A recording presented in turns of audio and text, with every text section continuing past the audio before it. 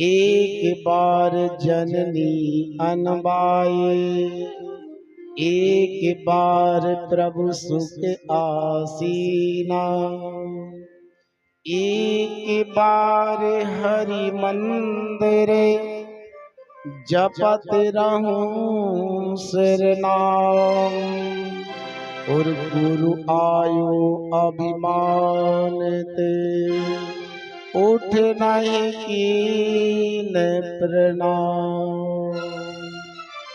जहाँ जहाँ एक बार शब्द आया है रामचरितमानस में, वहां पर घूर रहस्य है। यहाँ पे भी तो एक बार शब्द लिखा जा रहा है, एक बार भूपति मन माही। क्यों भैया, इनके मन में क्यों गिलानी हो गई?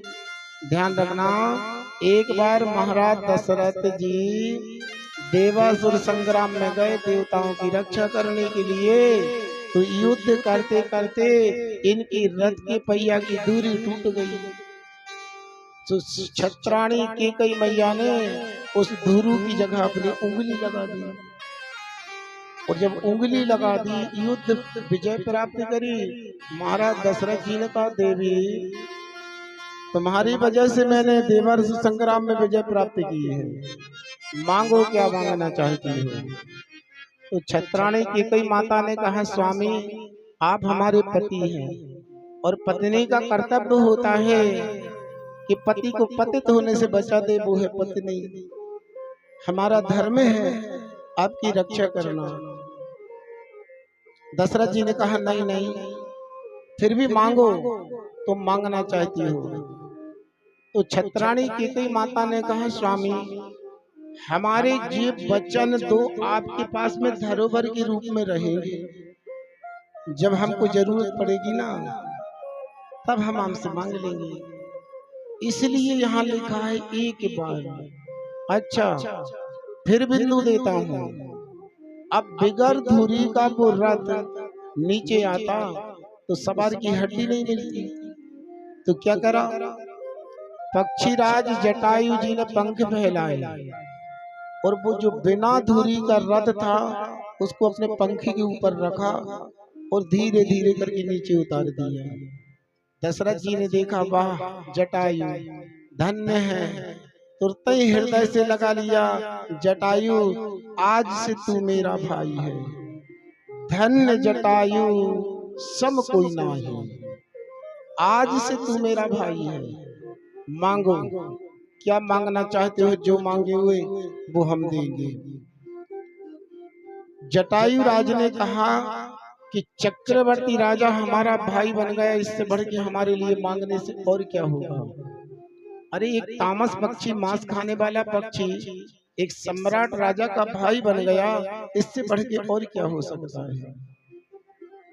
इसलिए यहाँ लिखा है एक बार।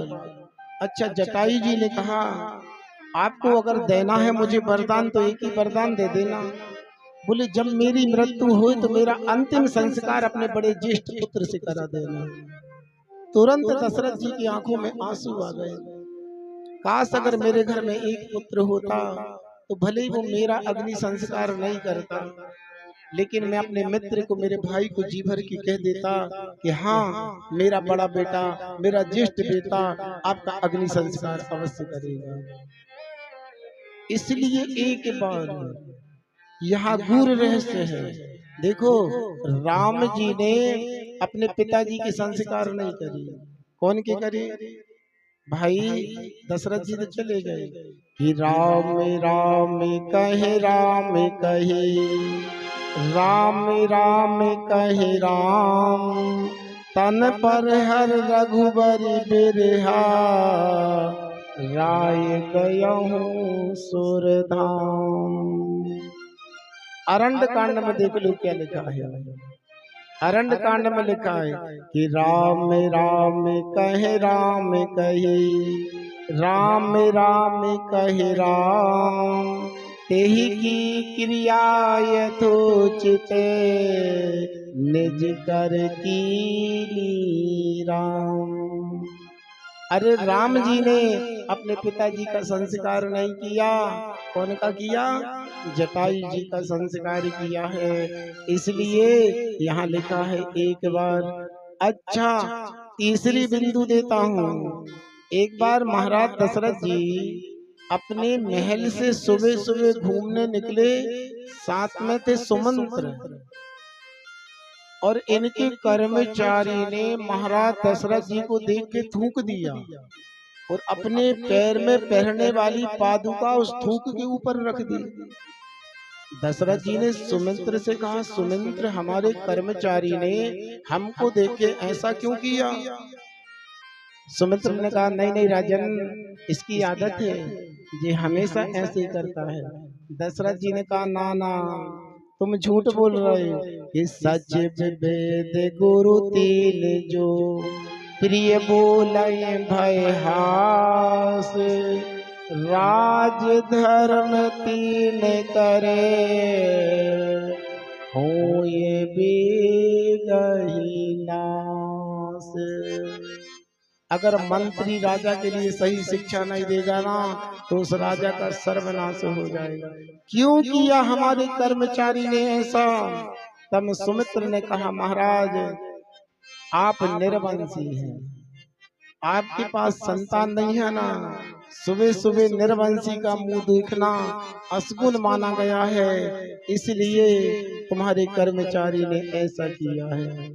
इसलिए तुलसी बाबा इसमें लिखे रहे, एक बार भूपति मन माही, एक बार भूपति मन माही, गिलानी मोर सुत नाही, वही गिलानी मोर सुत नाही।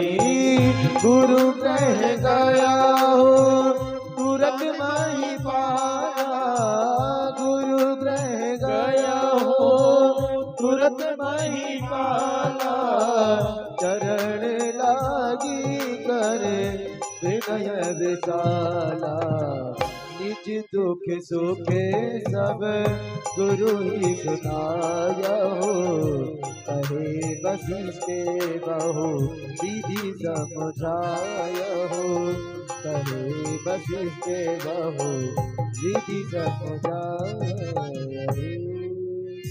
महाराज दशरथ जी इसीलिए यहाँ लिखा है, एक बार कौन के पास गए? गुरु जी के पास गए। गुरु जी से कहा, गुरुदेव, क्या हमारे बाद में, हमारे कुल में, हमारे परिवार में कोई पानी देने वाला नहीं रहेगा क्या? गुरु जी ने कहा, राजन, कर्म करना पड़ेगा, आपको एक यज्ञ कराना पड़ेगा। कौन से यज्ञ कराना पड़ेगा? श्रृंगी सही वशिष्ठ बुलावा। महाराज, श्रृंगी ऋषि को बुलाया गया, आप एक यज्ञ करो। अच्छा, एक बात समझो, स्वयं गुरुजी वशिष्ठ भी तो यज्ञ कर सकते थे, लेकिन इनने श्रृंगी ऋषि को क्यों बुलाया यज्ञ करने के लिए? भाई, पहले भी तो जी यज्ञ करा चुके हैं, इनको मालूम है जब भी इनने यज्ञ कराया है कोई ना कोई त्रुटि हुई है। भाई, एक जगह बेटा की जगह बिटिया हो गई, एक जगह पानी पीना था, रानी को तो पी लिया कौन ने? राजा ने, तो राजा के पेट में। इसलिए वशिष्ठ जी जानते थे कि जब भी हम यज्ञ करा रहे हैं कोई ना कोई विघ्न आ रहा है, इसलिए श्रृंगी सही वशिष्ठ बुलावा। तो श्रृंगी ऋषि को बुला के यज्ञ कराया गया, और जब यज्ञ में आहुति डाली गई तो उसमें से अग्नि देवता साक्षात चरु लेके प्रकट भए। चरु समझते हो आप लोग? नहीं समझते? खीर, खीर, खीर को बोलते हैं चरु। ऐसे कटोरा में लेके प्रकट भए, लो राजन, जब खीर ले जाओ और अपनी तीनों रानियों को प्रसाद रूप में दो, इनसे तुम्हारी रानी गर्भवती होगी और तुम्हारे घर में संतान होगी।